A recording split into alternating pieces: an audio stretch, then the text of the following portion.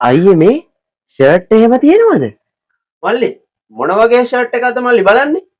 නිල් පාට අද්දික ෂර්ට් එකක් වගේ තමා බැලුවේ හැබැයි. අද්දික නෑ මල්ලි අද්දික ෂර්ට් නෑ මල්ලි. එහෙමද? අර මේ ඒ කඩේ එහෙම තියෙනවද දන්නේ නෑනේ. අර පේන මේ සඳුන් ටෙක්ස්ටයිල් එක නේද ඔය කියන්නේ? ඔව් ඔව්යි. ඒ කඩේ තමයි. අප්පෝ ඕකගේ කඩේට නම් යන්න මෙපා මල්ලි. ඕකගේ ඇඳුමක් ගත්ත කියන්නකො දවසින් දෙකෙන් ගිරෙනවා මල්ලි.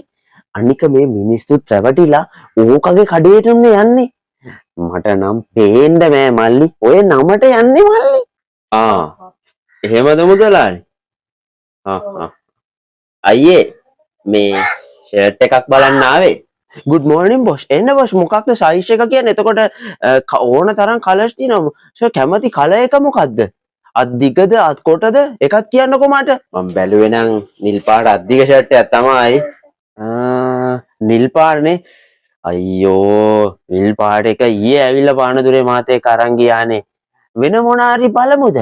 එහෙනම් මම යන්නයි. කොහෙ යන්නද boss? කොහෙ යන්නද?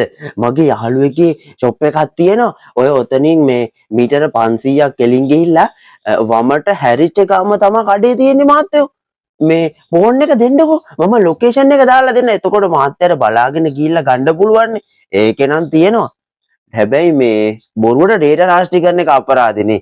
ඩේටාත් නැහැනේ මේ දවස්වල. ඕන්නේ ඔය කිසි දෙයක් ඕන්නේ. මාත් එන්නකෝ මාත් එක්ක යන්න. මම මේ මගේ යාළුවා කඩේට ගිහිල්ලාම මාත්‍යව දාන්න. ඒතර මාත්‍ය කැමතියක් ගන්න. Get ready to fight!